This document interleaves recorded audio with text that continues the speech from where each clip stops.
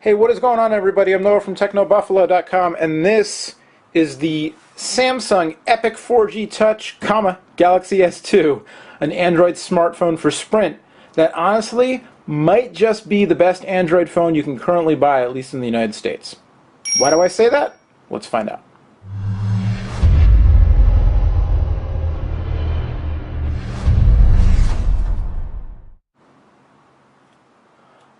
Alright, so I've had about a week now with the Epic 4G Touch, the first Galaxy S2 phone to hit a US carrier. Galaxy S2 introduced way back at Mobile World Congress in Barcelona this past February, and some of the phones have been available in other parts of the world for a little while now. This is the first US variant to come. We will see AT&T and T-Mobile versions very soon.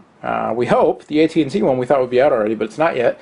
And then the rumor is that Verizon will not be getting a Galaxy S2 because instead a Galaxy S2 phone, because instead they will be getting a Galaxy Nexus or Nexus Prime, depending on which rumors you believe. But at any rate, the first Galaxy S2 phone to hit the States, and as we talked about in the unboxing video, also I should mention for those of you who like to read, there's a full written review over on TechnoBuffalo.com as well.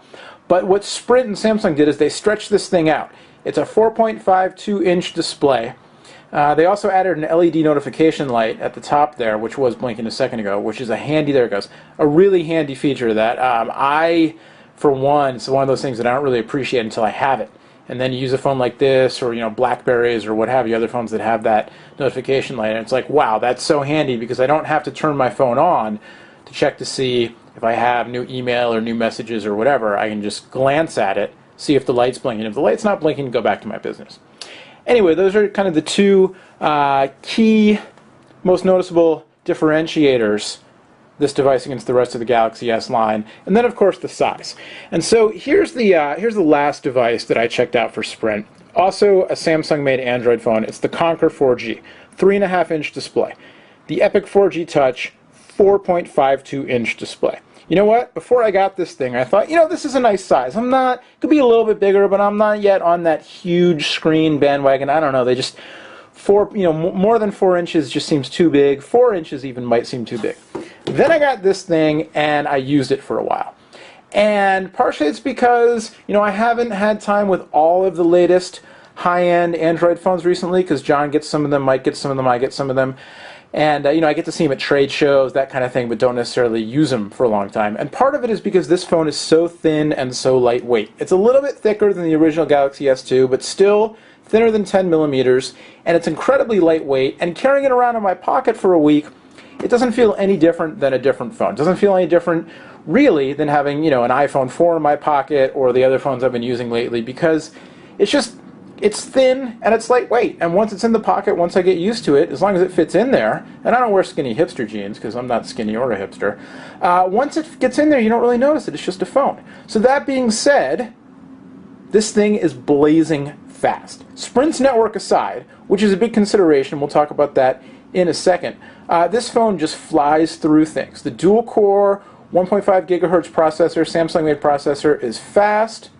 The dual-core Samsung processor. The screen is responsive, 4.52-inch, 800 by 480. It's WVGA resolution. We do sort of wish it was a QHD display, because frankly QHD on this thing would look even better. But as it is, it really looks nice. Super AMOLED Plus display. It's very vivid, very rich. We'll look real quickly at, here's some video that I shot. Find this video in the gallery. You can see the TouchWiz user interface. I don't find it all that obtrusive. I know Android purists likely, are going to root the phone and put something else on it, which is cool. Me, I don't really find it all that obtrusive. There's some bloatware on here. Honestly, it's more Sprint stuff than Samsung stuff that gets in the way. But I think the UI looks pretty nice. But here, we'll look at the gallery here, and here's some video I shot. This is 1080p video I shot outdoors. And you might have seen this already. It's posted to YouTube. It's 1080p sample. This is the intro I shot outdoors, and then there's some stuff I shot at the TechCrunch Reader Meetup, which is indoors in bad lighting. And not talking about the camera, just talking about the display. The display, very vivid, the colors pop, rich, you get that depth of field, as best as you can on a screen this size that's a 2D screen. And really, it's fantastic. I would put this up there, honestly, probably just below the iPhone 4 Retina display, which, and the Droid Bionic QHD, the little bit of time I spent with it, also up there as well. Because you're lacking that super dense pixels per inch, and again, that's where QHD on here might have done a little bit better. But it's a fantastic display. Suffers a little bit in direct sunlight, otherwise really, really good. As I said, the processor flies along. Sprint's network, where I am, it's less than impressive when pitted next to the 4G offerings from Verizon and T-Mobile, but where you are, it might work better. Calls have been solid, the Wi-Fi has been solid. Getting back for a second to the Samsung TouchWiz interface, you've got your Android widgets on here. You've obviously got some of that Sprint add-ons that I left on there as well. And then you've got some of the Samsung widgets, and then some of the UI elements. If we go in here, click and hold, add to home. So I want to add a widget, and I've got this little scrollable thing at the bottom. So some differences from stock Android. I think it's kind of user-friendly. I sort of dig it. I know some people won't. It is what it is. Again, I don't think it's that obtrusive. It's definitely less obtrusive than older versions of TouchWiz. Samsung rather has cut down. They've eliminated several of their hubs and some of the other things, so a little bit easier to use and a little bit less offensive to the Android purists out there, I'm sure, or I would hope. If we go to messaging here, we'll take a look. I actually, the phone comes pre-installed with Swipe. And I'm not the biggest fan of Swipe or the Samsung default keyboard, frankly, because I tend to, I still touch type, type with my thumbs as opposed to using Swipe. So I went ahead and installed SwiftKey at the advice of a couple folks that I know who recommended it. And so far I've been liking SwiftKey pretty well. And the screen, again, it's big enough to really afford a lot of room for somebody like me who's used to the thumb typing. I really like the BlackBerry Bold because, it has the physical keyboard. I've turned haptic feedback off just because, I don't really like the haptic feedback all that much. And also on this phone, as with many Samsung phones, the haptic feedback really makes you realize how plasticky and hollow this thing is. So the lightweight, awesome. The plasticky hollow feeling, not the best. When haptic feedback's on and you get the haptic feedback, it honestly kind of feels like there's a spring in there going boing, boing, boing, which is not the feeling that I at least want out of my top-of-the-line, bleeding-edge smartphone.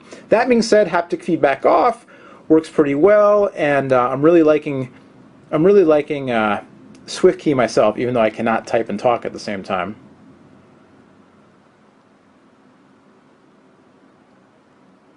Turn it into the wide way. And the wide way here in horizontal orientation, you've just got a ton of room for typing.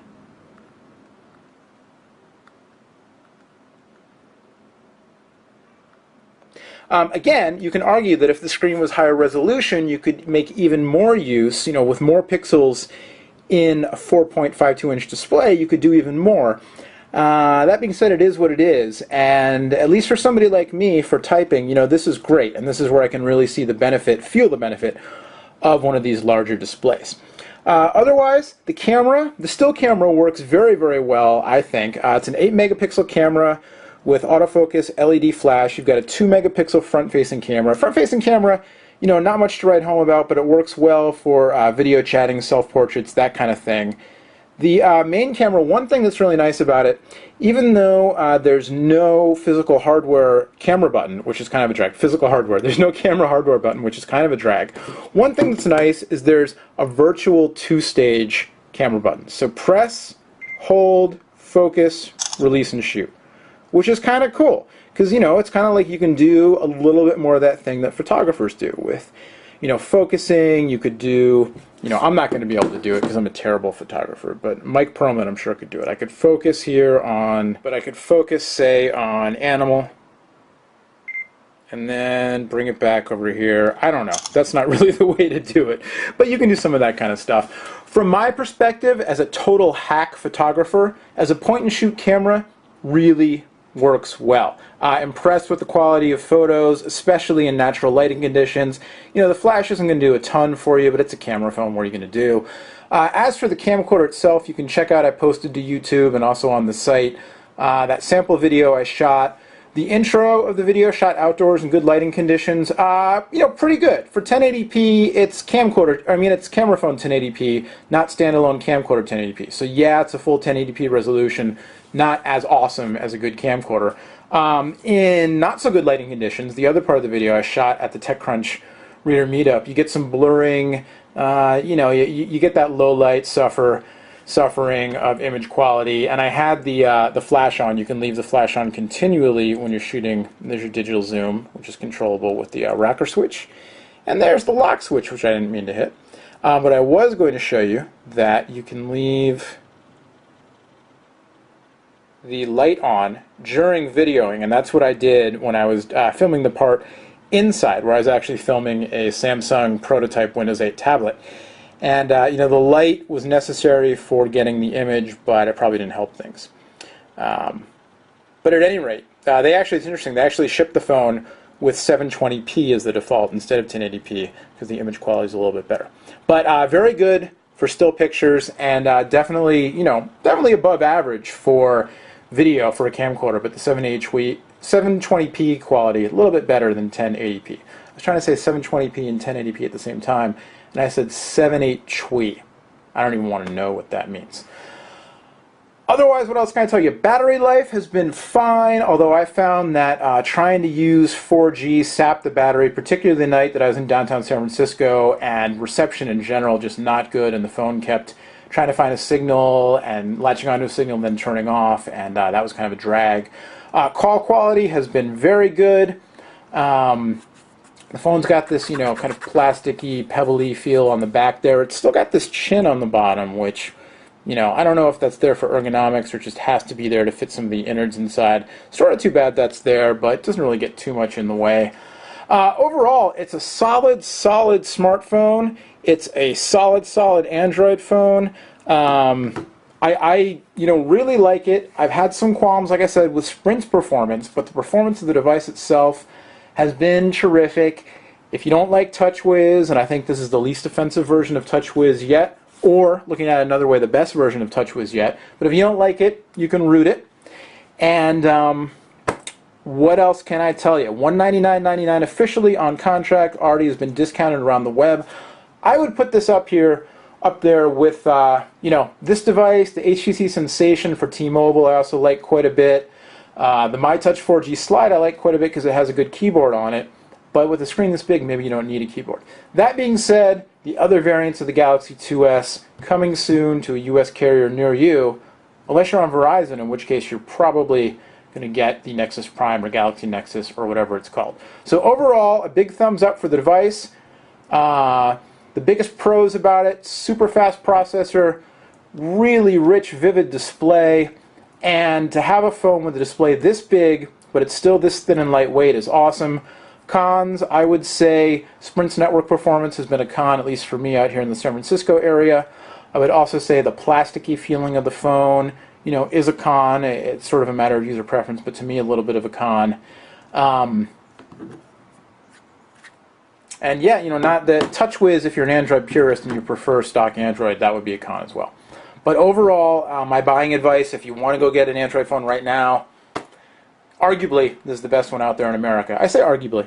Otherwise, if you can wait a couple of weeks, because, 'tis the season for all these phones to be coming out between now and, Halloween probably. So you will have some more choices in the near future. There you go. Let's get these other guys out of the way and focus. The Sprint Samsung Epic 4G Touch Galaxy S2, available now. Thanks to the folks at Sprint for lending us this one. Much more on this phone, including a written review.